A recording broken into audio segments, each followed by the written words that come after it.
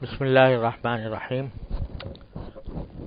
الحمد للہ رب العالمین والصلاة والسلام علی سیدنا و مولانا محمد خاتم النبیین و امام المرسلین وعلی آلہ و اصحابہ اجمعین وعلی کل من تبعہم بإحسان الی یوم الدین۔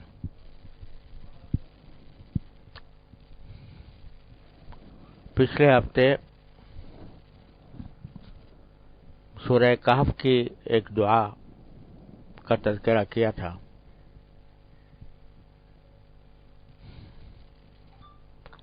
کہ یہ دعا اصحاب کہف نے مانگی تھی بڑی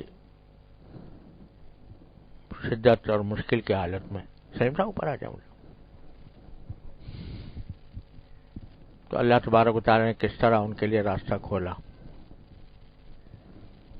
اب اس کے بعد قرآن کریم میں جو دعا منقول ہے وہ سورہ طٰہٰ میں ہے۔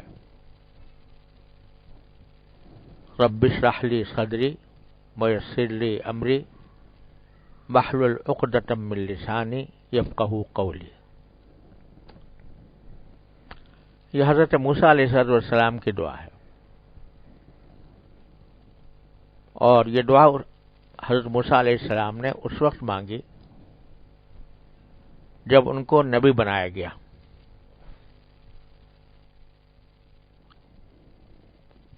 8-10 سال اپنے خسر حضرت شعیب علیہ السلام کے ساتھ ان کی خدمت کرنے میں گزاری،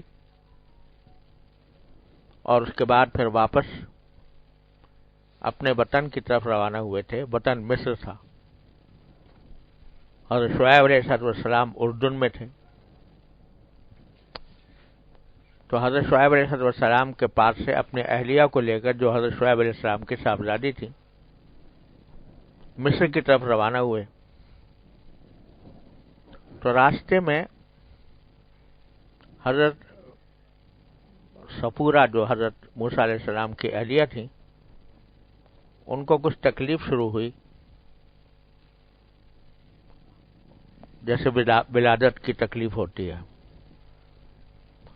اب یہ تنہا تھے، جنگل میں تھے، اور سردی کا موسم تھا۔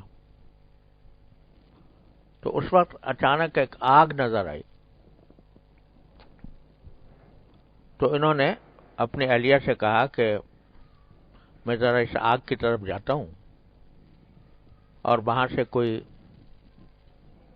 ایک تو یہ کہ وہاں سے کوئی گرمی کے لیے کوئی شعلہ، کوئی انگارہ، کوئی آگ کا ٹکڑا لے آؤں تاکہ تم اس کو تاپ سکو اور سردی سے بچاؤ کا انتظام ہو سکے۔ اور دوسرا یہ کہ وہاں جا کر میں یہ بھی دیکھوں، شاید ہو سکتا ہے اس کے آس پاس کوئی ایسی پناہ گاہ ہو اور جہاں پر ہم رات گزار سکیں، اور وہاں سے سیدھا راستہ بھی پتہ چل جائے کہ مصر کا راستہ صحیح کیا ہے۔ چنانچہ آگ کی طرف روانہ ہوئے، تو وہ آگ تو نظر آئی تھی، لیکن اس میں سے آگ سے آواز آنی شروع ہو گئی، اللہ جل جلالہ کی، براہ راست۔ عام طور سے انبیاء کرام علیہ السلام کو جب وحی بھیجی جاتی ہے تو کوئی فرشتہ لے کر آتا ہے، جیسے نبی کریم صلی اللہ علیہ وسلم کے پاس فرشتہ لے کر آیا، اور پھر آپ کو نبوت سے سرفراز کیا گیا۔ لیکن وہاں براہ راست اللہ تبارک و تعالی ہم کلام ہوئے، اور فرمایا اننی انا اللہ، میں خود اللہ ہوں۔ براہ راست ہم کلام ہوئے حضرت موسیٰ علیہ السلام سے، اور ان کی فضیلت قرآن کریم نے بیان بھی کی کہ کلم اللہ موسیٰ تکلیما، کہ اللہ تبارک و تعالیٰ نے موسیٰ سے براہ راست بات کی۔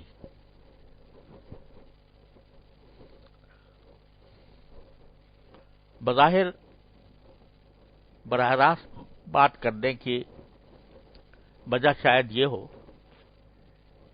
واللہ عالم، کہ اس وقت حضرت موسیٰ علیہ السلام بڑی بے کسی کی حالت میں تھے، اور سردی تھی، اہلیہ کچھ جو تکلیف تھی، بیماری تھی، اور شاید راستے میں بھی رات کے وقت میں پتہ نہیں چل رہا ہوگا کہ کہاں جا رہے ہیں۔ تو اللہ تبارک و تعالی نے براہ راست تسلی دینے کے لیے خود کلام فرمایا۔ تو جب حضرت موسیٰ علیہ السلام کو آواز آئی اور یقین ہو گیا کہ یہ اللہ جل جلالہ کا کلام ہے جو مجھ سے ہو رہا ہے، تو سب کچھ بھول گئے، یعنی ساری تکلیف، ساری پریشانی، ساری رات اور کا اندھیرا سب بھول کر اللہ جل جلالہ کے کلام میں محو ہو گئے۔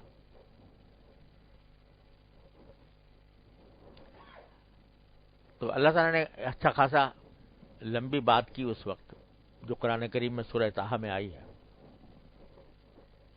اور پھر حکم دیا کہ اب میں تمہیں اپنا رسول بنا رہا ہوں، اور اس لیے بنا رہا ہوں کہ جاؤ فرعون کے پاس جاؤ، اور فرعون سے جا کر بات کرو، اس کو ہدایت کا راستہ دکھاؤ، کیونکہ وہ بہت سرکشی پر آمادہ ہو گیا ہے، خدائی کا دعویٰ کر رکھا ہے۔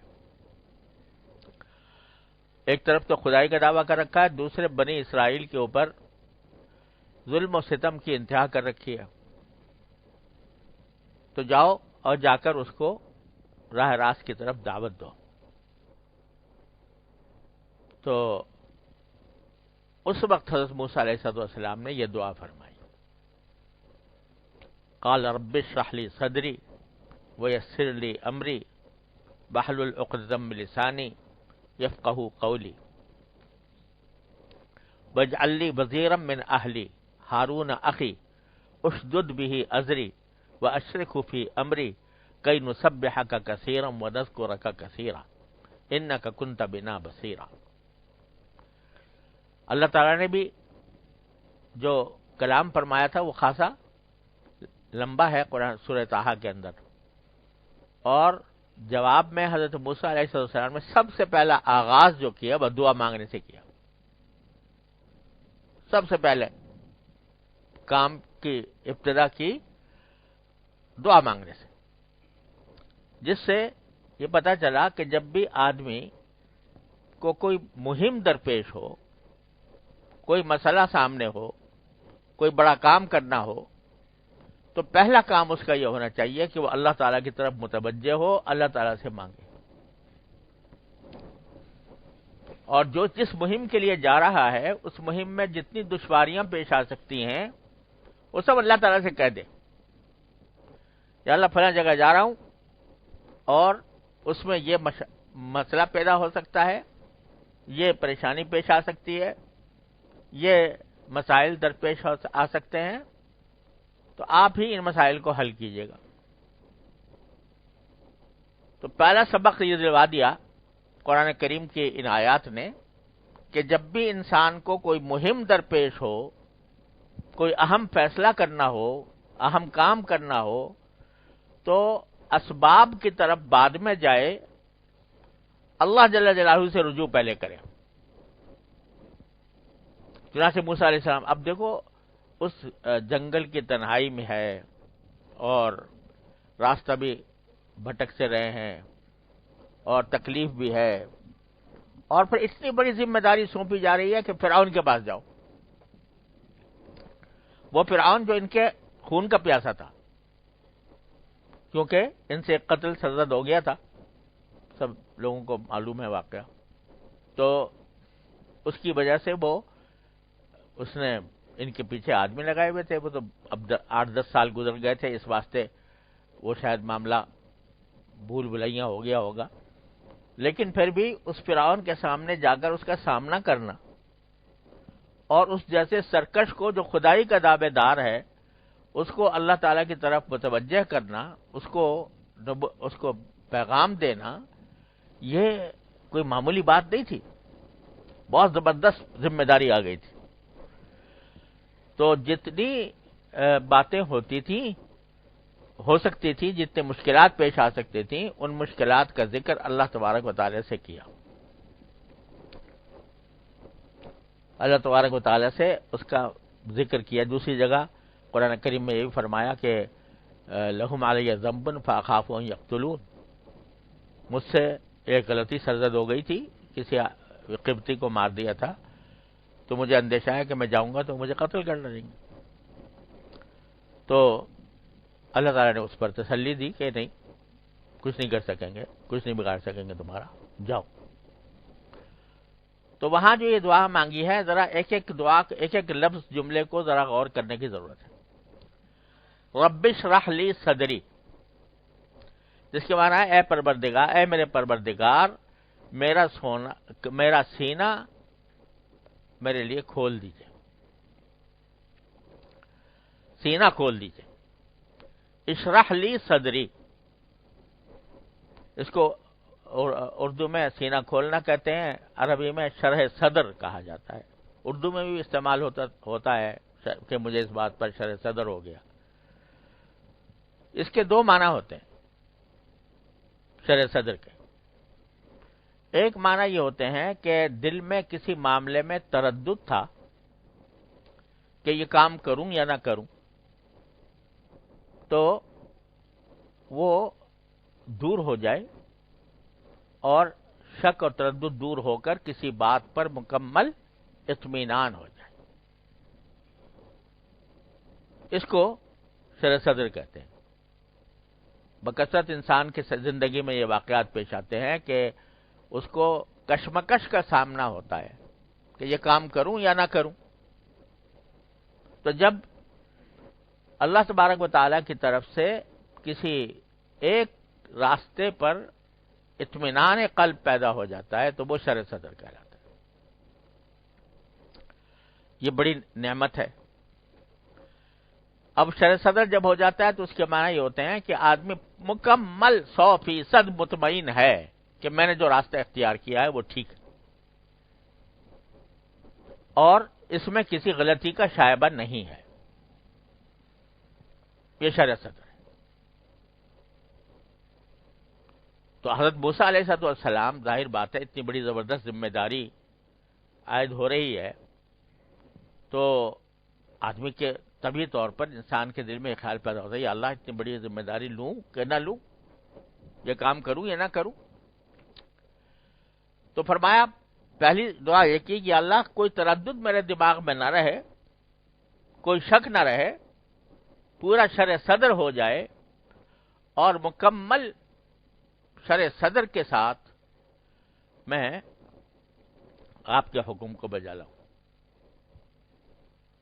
یہاں ایک بات اور سمجھنے کی ہے کہ شرح صدر جو ہوتا ہے یہ ہمیشہ کسی نیک کام پر ہوتا ہے، کسی اچھے کام پر ہوتا ہے۔ اللہ بچائے، بہت سے لوگ جو غفلت میں ہوتے ہیں، لاپرواہی کی زندگی گزار رہے ہیں، نہ حلال کی فکر ہے، نہ حرام کی فکر ہے، نہ آخرت کا تصور ہے، نہ اللہ تعالیٰ کے سامنے کھڑے ہونے کا خیال ہے، اور کیے جا رہے ہیں، گناہ بھی کیے جا رہے ہیں، اور معصیتیں بھی سرزد ہو رہی ہیں، اور زندگی گزار رہے ہیں۔ کبھی خیال بھی نہیں آتا کہ ہم ٹھیک کر رہے ہیں یا غلط کر رہے ہیں۔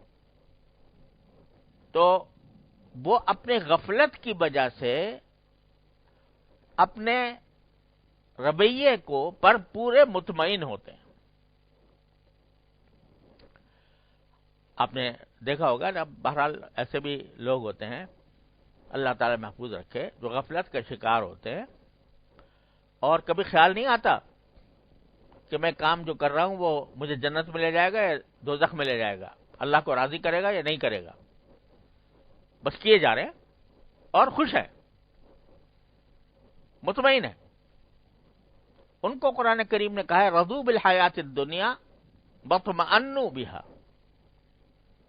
کہ وہ دنیاوی زندگی پر خوش ہیں، راضی ہیں، تو اور وطمئنوا بہا، اور اس پر پوری طرح مطمئن بھی ہیں کہ بس یہ دنیاوی جو کاروبار ہم کر رہے ہیں، دنیاوی مشاغل میں جو ہم لگے ہوئے ہیں، بس یہ ٹھیک ہے، اور دن رات اسی کی دھن میں لگے ہوئے ہیں، اور کبھی خیال بھی نہیں آتا کہ اس میں کوئی غلطی بھی ہو رہی ہے ہم سے یا نہیں ہو رہی. اس کو اطمینان فرمایا. تو اطمینان ہو جاتا ہے بعض اوقات، اللہ تعالیٰ محفوظ رکھے، اطمینان ہو جاتا ہے معصیت پر، اطمینان ہو جاتا ہے گمراہی پر، اطمینان ہو جاتا ہے دنیاوی زندگی کو سب کچھ سمجھنے کے اوپر. لیکن شرع صدر یہ نہیں کہہ سکتے اس کو کہ اس کو معصیت پر شرع صدر ہو گیا ہے. تو شرع صدر کا جو لفظ ہے یعنی سینہ کھل جانا، یہ ہمیشہ اچھی چیز کے لیے ہوگا، بری چیز کے لیے نہیں ہو سکتا. بری چیز کے لیے اطمینان ہو سکتا ہے، غفلت ہو سکتی ہے، لاپرواہی ہو سکتی ہے، لیکن شرع صدر نہیں ہو سکتا. کوئی آدمی کہے جی مجھے تو العیاذ باللہ مجھے تو جھوٹ بولنے پر شرع صدر ہو گیا، یا مجھے غیبت کرنے پر شرع صدر ہو گیا، تو یہ احمقانہ بات ہے. شرع صدر نہیں ہوا، وہ غفلت کی وجہ سے اس پر اطمینان ہو گیا کہ بس جو کر رہا ہوں ٹھیک ہے، آگے کچھ ہوگا دیکھی جائے گی، میں تو ٹھیک کر رہا ہوں. تو شرع صدر ہمیشہ اچھی چیز پر ہوتا ہے. تو اللہ تعالیٰ سے جو مانگا وہ یہ کہ پہلے مجھے شرع صدر عطا فرما دیجئے کہ یہ جو نیک کام جس کی طرف آپ مجھے بھیج رہے ہیں، اس کے نیک ہونے میں تو کوئی شبہ نہیں ہے، لیکن میں کر سکوں گا یا نہیں، میں اس قابل ہوں گا یا نہیں، یہ جو ایک تردد میرے دل میں پیدا ہو رہا ہے یا ہو سکتا ہے، اے اللہ اس تردد کو دور فرما کر مجھے شرع صدر عطا فرما دیجئے کہ یہ کام کرنا ہے اور مجھے ہی کرنا ہے. رب اشرح لی صدری. تو شرع صدر کے ایک معنی ہوتے ہیں کہ تردد کی حالت میں کسی ایک جانب انسان کو مکمل اعتماد ہو جائے کہ میں جو کام کر رہا ہوں وہ درست ہے. تو اللہ پہلے تو مجھے یہ شرع صدر عطا فرمائیے کہ جس کام کے لیے آپ بھیج رہے ہیں اس کام پر مجھے مکمل بھروسہ ہو جائے، کوئی تردد باقی نہ رہے، کوئی باہمہ باقی نہ رہے. پہلا کام تو یہ سب سے، اگر یہ دل میں تردد رہا کہ میں کر سکتا ہوں نہیں کر سکتا، تو یہ کام میں رکاوٹ پیدا کرے گا. لہذا مجھے مکمل اطمینان دے دیجئے، شرع صدر دے دیجئے کہ میں یہ کام کر سکتا ہوں. کام تو ہے ہی نیک، لیکن میں کر سکتا ہوں، اس پر مجھے شرع صدر عطا فرما دیجئے. اور دیکھو جب نبی کریم سرور دو عالم صلی اللہ علیہ وسلم کو نبوت اور رسالت عطا ہوئی تو آپ کے اوپر کس قدر گھبراہٹ طاری ہوئی، بخار چڑھایا، سردی لگنے لگی، جاڑا چڑھ گیا. اس وجہ سے نہیں کہ اس معاملے میں کوئی شک تھا کہ یہ اللہ تعالیٰ کا حکم ہے، ظاہر ہے تو اس کا تو کوئی امکان ہی نہیں تھا، لیکن اس ذمہ داری کا احساس کہ میں یہ کر سکوں گا یا نہیں کر سکوں گا، تو وہ اس کی وجہ سے آپ پریشان ہوئے، بخار چڑھا، جاڑا چڑھا. پھر اللہ تبارک و تعالیٰ نے اس کیفیت کو دور کر دیا، اور پھر سورہ انشراح میں فرمایا الم نشرح لک صدرک ووضعنا عنک وزرک الذی انقض ظہرک. کیا ہم نے تمہارا سینہ کھول نہیں دیا؟ الم نشرح لک صدرک ووضعنا عنک وزرک، اور آپ کے اوپر جو بوجھ طاری تھا کہ ذمہ داری کا، کیا ہم نے وہ دور نہیں کر دیا؟ ورفعنا لک ذکرک، اور آپ کے تذکرے کو ہم نے بلند مقام عطا فرما دیا. تو اسی قسم کا بوجھ ظاہر ہے حضرت موسیٰ علیہ السلام پر ہوا ہوگا.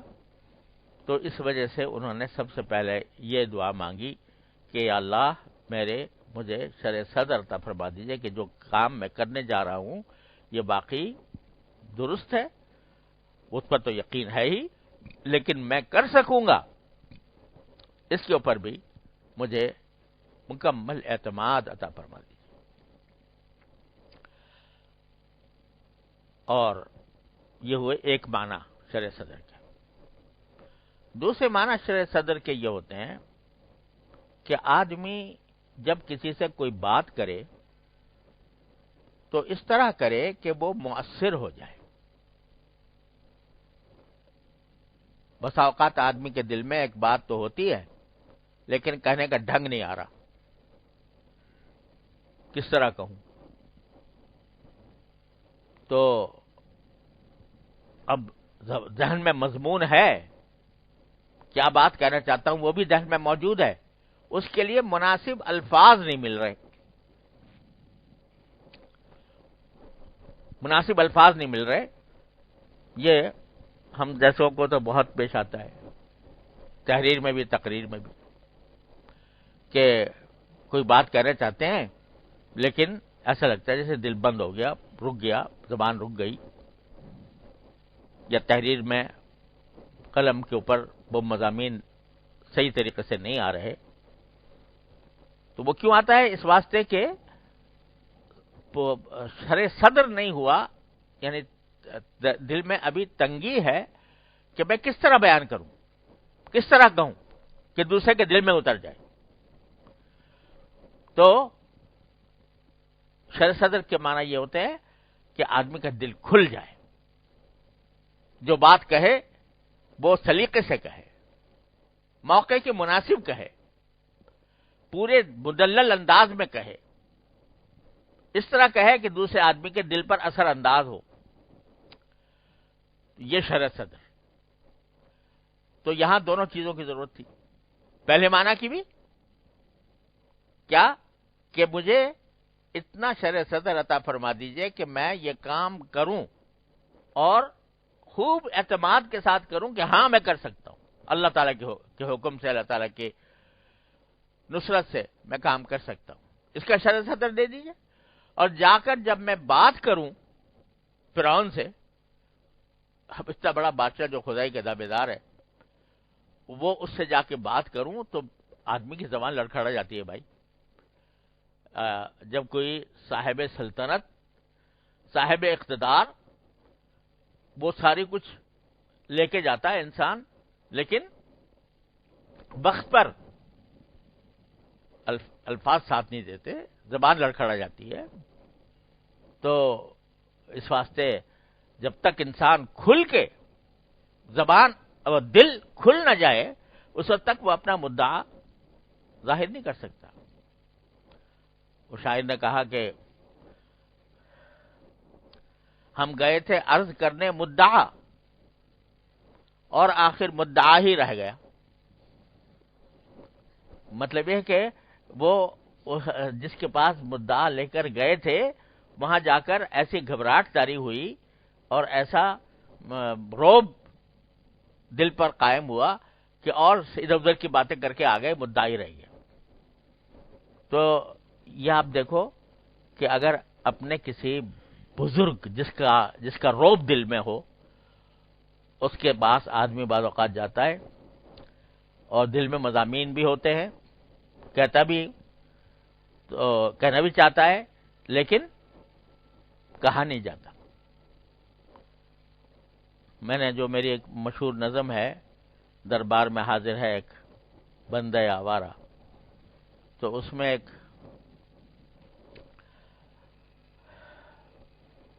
ایک بند ہے کہ جذبات کی موجوں میں لفظوں کی زباں گم ہے، جذبات کی موجوں میں لفظوں کی زباں گم ہے، عالم ہے تحیر کا یا رائے بیاں گم ہے، مضمون جو سوچا تھا کیا جانے کہاں گم ہے۔ سوچ کے آ رہا ہے آدمی کہ بھئی یہ دعا کروں گا، یہ دعا کروں گا، یہ دعا کروں گا، اللہ تعالیٰ سے یہ مانگوں گا، یہ مانگوں گا۔ اب وہاں ملتزم پہ کھڑا ہے اور سب بھول بھال گیا۔ تو یہ جو کیفیت ہوتی ہے، یہ کسی کے رعب سے ہوتی ہے، اللہ تعالیٰ کے رعب سے، اللہ تبارک و تعالیٰ کے حاضر ہوں میں، یا اللہ میں بیت اللہ کے سامنے حاضر ہوں، سب کچھ بھول گیا جو کچھ، لیکن وہ کیفیت بھی میرے اللہ کو بہت محبوب ہے. وہ بھی ان کو کہ یہ میرا بندہ، یہ میری خشیت میں، میرے رعب میں، میری عظمت و جلال کے تصور سے اس کی زبان بند ہو گئی ہے، تو پھر وہ براہ راست اپنے فضل و کرم سے نوازتے ہیں. میرے حضرت فرماتے تھے، حضرت ڈاکٹر صاحب قدس اللہ تعالیٰ سرہ، کہ ایک مرتبہ میں حرم میں موجود تھا اور سامنے بیت اللہ شریف بیٹھا ہوں، ہاتھ اٹھائے ہوئے ہیں. فرمایا کچھ یاد نہیں آ رہا، کیا مانگوں؟ کچھ یاد نہیں آ رہا. پھر سوچا کہ میں اتوار کے دن دعا کیا کرتا ہوں مجلس میں، تو وہی یاد آ جائے کہ وہی دعا کر لوں، وہ بھی نہیں آ رہا.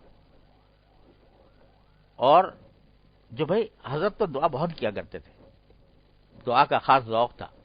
رمضان میں عصر سے لے کے مغرب تک مسجد میں جا کے بس کچھ ذکر اذکار کیے اور پھر دعائی کرتے رہے. بہت دعا کرتے تھے، بڑا دعا کا ذوق تھا.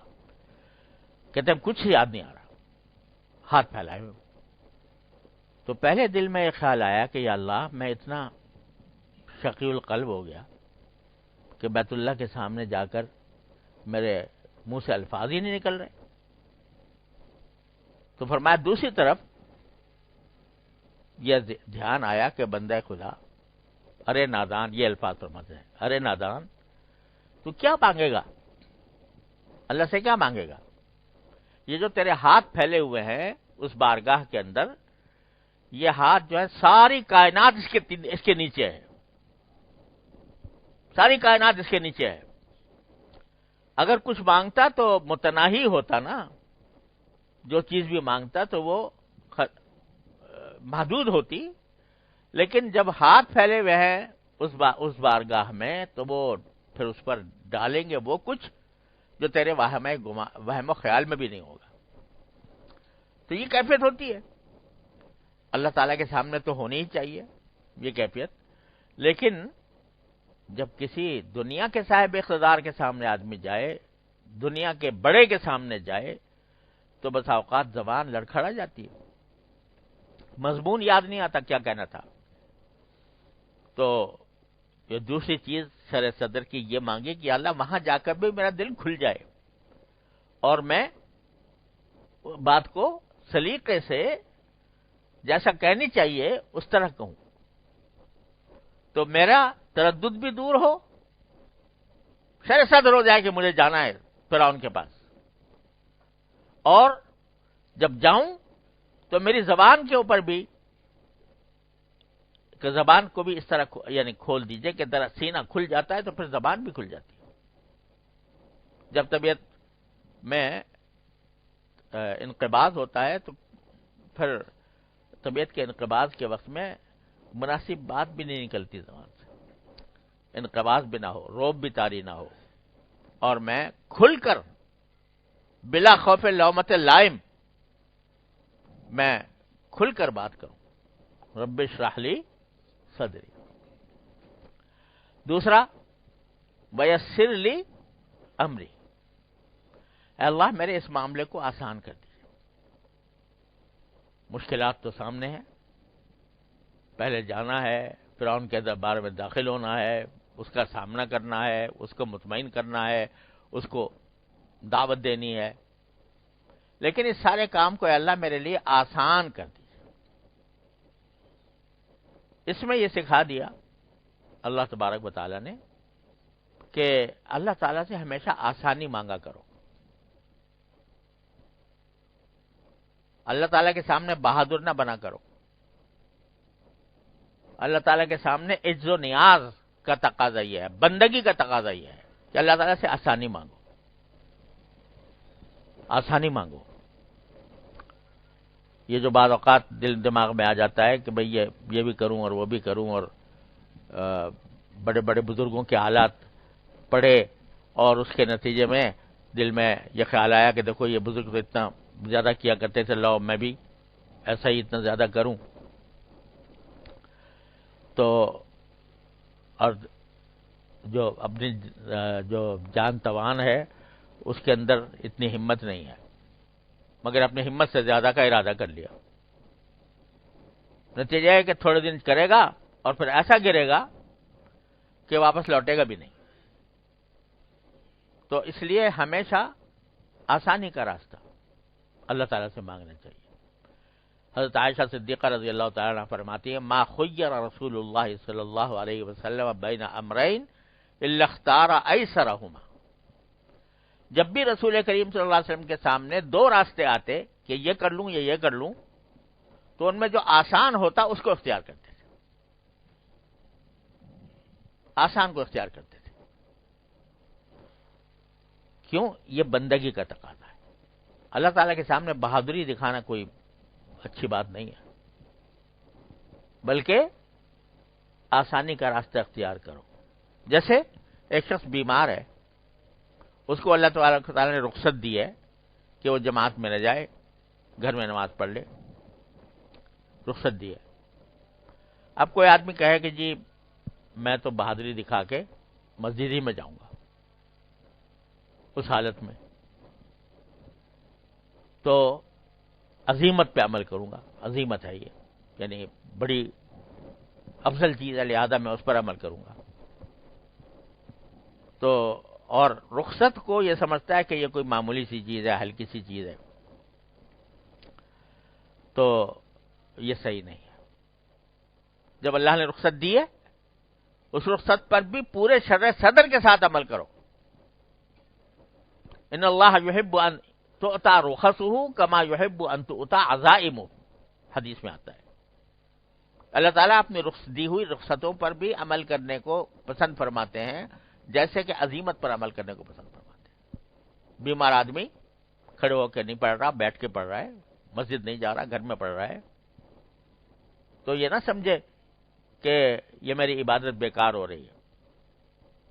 ارے یہی بات، ہماری عبادتیں کیا ہیں؟ کتنے بھی بنا سوار کے کر لو، کتنا بھی بنا سوار کے کر لو، کتنا بھی زیادہ اپنے آپ کو بالکل جھکا کے کر لو، اس کی عبادت کا حق تو ادا ہو ہی نہیں سکتا۔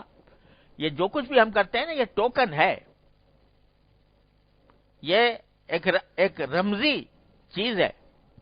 ہماری نمازیں، ہمارے روزے، ہمارا ذکر، ہماری تلاوت، سب کیا ہے؟ یہ ٹوکن ہے، ایک علامتی چیز ہے، ورنہ عبادت کا حق تو اس کی ادا ہو نہیں سکتا۔ تو یہ جب ٹوکن ہے تو جیسا ٹوکن وہ کہیں ویسے ہی پیش کرو۔ وہ کہہ رہے ہیں کہ گھر میں پڑھو تو گھر میں پڑھو، وہ کہہ رہے ہیں آدھی کرو تو آدھی کرو، وہ کہہ رہے ہیں بیٹھ کے پڑھو، بیٹھ کے پڑھو۔ تو اس وقت تمہاری طرف سے علامتی عبادت یہی ہے، اور اس میں بھی انشاءاللہ وہی اجر و ثواب ہے۔ تو یسر لی امری، اے اللہ میرے لیے آسانی پیدا فرما دیجیے۔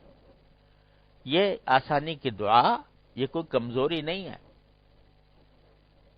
آدمی کوئی سمجھے کہ بہادری کے خلاف ہے، یہ نہیں، یہ کمزوری نہیں ہے، یہ عین بندگی کا تقاضا ہے۔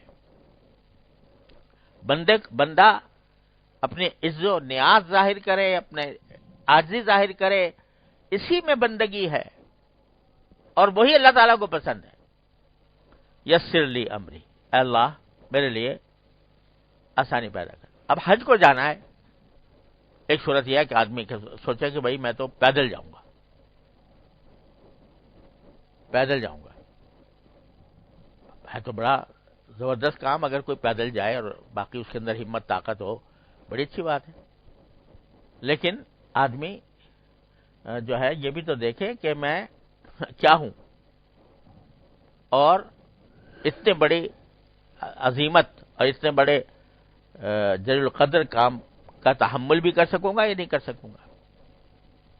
تو جائے، آرام سے جائے، اللہ تبارک و تعالی نے اس کی اجازت دی ہے، رخصت دی ہے، رخصت پہ عمل کرے۔ یسر لی امری واحلل عقدۃ من لسانی، اور فرمایا کہ میری زبان میں کی جو گرہ پڑی ہوئی ہے میری زبان میں، اللہ اس کو کھول دیجیے۔ حضرت موسیٰ علیہ السلام جب بچے تھے تو فرعون کے ہاں جب پل رہے تھے تو بعض اوقات یہ جو ہے اس کا فرعون کو یہ شک ہوتا تھا کہ کہیں یہ وہی بچہ نہ ہو جو میری سلطنت کو الٹے گا. تو بعض اوقات وہ اس کو یہ دیکھتا تھا کہ یہ واقعی بچہ ہے یا کوئی اور مخلوق ہے جو اللہ نے بھیجی ہے مجھے ہلاک کرنے کے لیے. تو ایک مرتبہ یہ تجربہ یہ کرنے کے لیے اس نے آگ کا ایک انگارہ زبان پہ رکھ دیا تھا. انگارہ رکھا اور ایک طرف سونا رکھا اور بچے کے سامنے کہہ دیا کہ بھائی اٹھاؤ اس میں سے کچھ. تو عام بچہ ہوتا تو ظاہر ہے وہ سونا ہی اٹھائے گا نا. تو انہوں نے سونا اٹھایا اور اس نے انگارہ اٹھا لیا، بہت زیادہ روشن تھا، اور منہ میں رکھ لیا. اس کی وجہ سے زبان میں لکنت پیدا ہو گئی تھی. تو یہ لکنت تھی، تو یہ ظاہر ہے یہ اندیشہ تھا کہ میں وہاں جاؤں گا، بات کرنی ہے، تو اگر لکنت سے بات کروں گا تو کیسے مؤثر ہو سکے گی.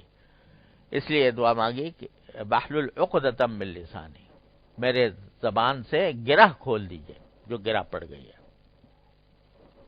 اور دوسرے معنی اس کے یہ بھی ہیں، وہی بات کہ چاہے لکنت نہ ہو، کوئی اس میں بیماری نہ ہو زبان میں، لیکن لڑکھڑا جائے زبان قاعدے سے، یعنی بولتے بولتے بس آپ نے دیکھا ہوگا جن کو زیادہ تفصیل سے بات کرنے کی عادت زیادہ نہیں ہوتی تو وہ قدم قدم پر اٹکتے ہیں. وہ اٹکن جو ہے یہ بھی ایک گرہ ہے، فصاحت نہیں ہوتی زبان میں. نتیجہ یہ کہ بجائے سیدھا سادہ جملہ بولنے کے وہ بیچ بیچ میں اٹک اٹک کر بولتے ہیں. تو اس کو بھی واحلل عقدۃ من لسانی. یفقہوا قولی، اور یہ میرے زبان کو جو آپ بشر صدر کے ساتھ بولوں اور زبان سے گرہ میری نکال دیجئے تاکہ وہ میری بات کو اچھی طرح سمجھ لیں. یفقہوا قولی. اب یہ بھی عجیب کلام ہے میرے مالک کا کہ اگر اردو میں اگر عام آدمی یہ بات کہے تو عربی میں زیادہ جو استعمال ہوتا ہے لفظ سمجھنے کے لیے وہ ہوتا ہے یفہمو. تو اگر میں کہوں گا بھئی اللہ تعالیٰ سے مانگوں گا کہ یا اللہ میری زبان کی لکنت دور کر دیجئے اور مجھے فصاحت عطا فرما دیجئے تاکہ وہ میری بات سمجھے، تو میں کہوں گا حتی یفہموا قولی، تاکہ میری بات سمجھ لیں. لیکن قرآن نے کہا حتی یفقہوا قولی. یفہموا جو سامنے کا لفظ تھا زیادہ کثیر استعمال ہے اس معنی میں، اس کو چھوڑ کے یفقہوا. مشکل یہ ہے کہ اردو ہماری تنگ زبان ہے، ترجمہ یفہموا کا بھی وہی کریں گے کہ وہ سمجھ لے، اور یفقہوا کا بھی یہی کریں گے کہ سمجھ لے. لیکن دونوں میں زمین و آسمان کا فرق ہے. فہم یعنی سمجھنا جس چیز کے لیے بولا جاتا ہے وہ یہ کہ جو مضمون دوسرا کہہ رہا ہے یا جو کتاب میں آدمی پڑھ رہا ہے اس کا جو ظاہری مفہوم ہے وہ سمجھ میں آ جائے، ترجمہ سمجھ میں آ جائے. مثلا قرآن شریف پڑھ رہا ہے اور اس کا ترجمہ سامنے ہے تو ترجمہ سمجھ لے. تو ظاہری مفہوم سمجھنے کو فہم کہتے ہیں کہ ظاہری مفہوم جو ظاہری معنی جو ہیں وہ سمجھ میں آ جائے. لیکن یفقہوا یہ فقہ جس کو کہتے ہیں وہ ہے ایسا سمجھنا جو دل میں اتر جائے، ایسا سمجھنا جو دل میں اتر جائے اور انسان کو اب عمل پر آمادہ کر دے، وہ ہے فقہ. اسی لیے علم فقہ جو کہا جاتا ہے نا وہ اسی سے نکلا ہے، یفقہوا سے. علم فقہ کیا ہوتا ہے؟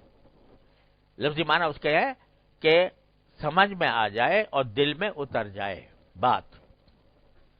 اسی لیے قرآن کریم نے جہاں طالب علم کی بات کی ہے کہ طالب علم کے لیے جائے کہیں علم حاصل کرنے کے لیے، تو کیا کرے؟ علم حاصل کرے لیتفقہوا فی الدین، تاکہ تفقہ حاصل ہو دین کے اندر. تفقہ کے معنی یہ ہے کہ ایسی بات جو صحیح ہو اور دل میں اتر جائے، وہ انسان کو، وہ ہے فقہ کی بات. تو دعا یہ مانگی کہ یا اللہ مجھے میرے زبان کو ایسا کھول دیجئے کہ میں جو بات کہوں وہ ان کے دل میں اتر جائے، اس کی حقیقت کو وہ سمجھ جائے. اس لیے یفقہوا فرمایا. اور یاد رکھیے کہ علم اور چیز ہے اور فقہ اور چیز، فہم اور چیز ہے اور فقہ اور چیز. فہم یہ ہے کہ بھئی آپ نے ایک کتاب پڑھی، اس کی عبارت کا ترجمہ آپ کے سمجھ میں آ گیا، اس کا جو مفہوم تھا وہ سمجھ میں آ گیا. اور فقہ یہ ہے کہ اس کی جو گہرائی ہے، اس گہرائی کے اندر اتر کر جو اصل حقیقت ہے وہ سامنے آ جائے، اس پر عمل بھی ہو جائے. تو حضرت حسن بصری رحمۃ اللہ علیہ بڑے اجلہ تابعین میں سے ہیں، محدث بھی ہیں، فقیہ بھی ہیں، اور ہمارے صوفیاء کرام کے سارے سلسلے کے مدار وہ ہیں. تو وہ ایک مرتبہ جا رہے تھے تو کسی نے پیچھے سے ان کو آواز دی یا فقیہ کہہ کر، اے فقیہ. تو حضرت حسن بصری رحمۃ اللہ علیہ نے اس سے خطاب کرتے فرمایا اب هل رأیت فقیہا قط، ارے تم مجھے فقیہ کہہ کر پکار رہے ہو، کبھی دیکھا بھی ہے کوئی فقیہ؟ تو اس نے کہا جی آپ ہی بتا دیجئے کہ کون ہوتا ہے فقیہ. تو انہوں نے فرمایا کہ الزاہد فی الدنیا الراغب فی الآخرہ، یعنی کہا جو فقہ پڑھے ہوئے ہو، جو فقہ کا علم پڑھے ہوئے ہو پورا، بلکہ کیا فرمایا الزاہد فی الدنیا الراغب فی الآخرہ، جو دنیا سے بے رغبت ہو اور آخرت کی رغبت رکھنے والا ہو.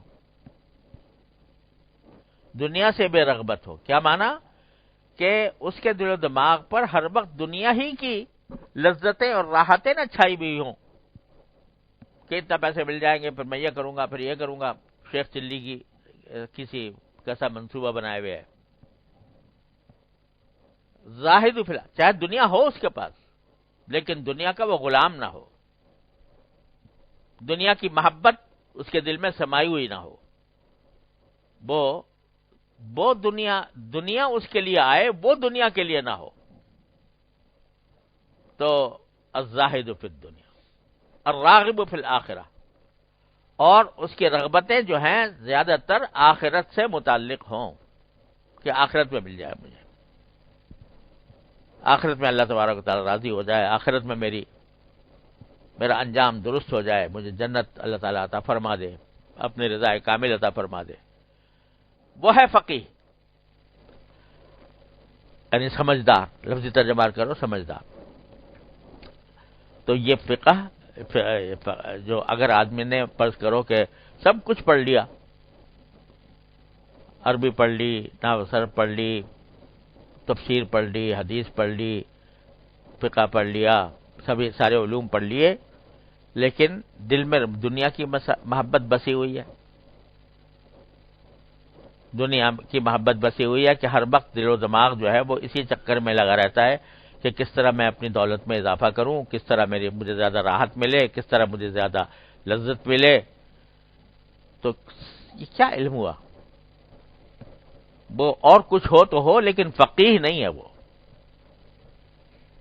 اور جس کو کبھی آخرت کا تصور نہ آتا ہو کہ بھئی میں اللہ تعالیٰ کے سامنے جواب جانے والا ہوں، میرے ساتھ کیا معاملہ ہوگا، اس کا تصور نہ آتا ہو، تو بتاؤ کہ وہ کیسے اس کو کہا جائے کہ یہ فقیہ ہے.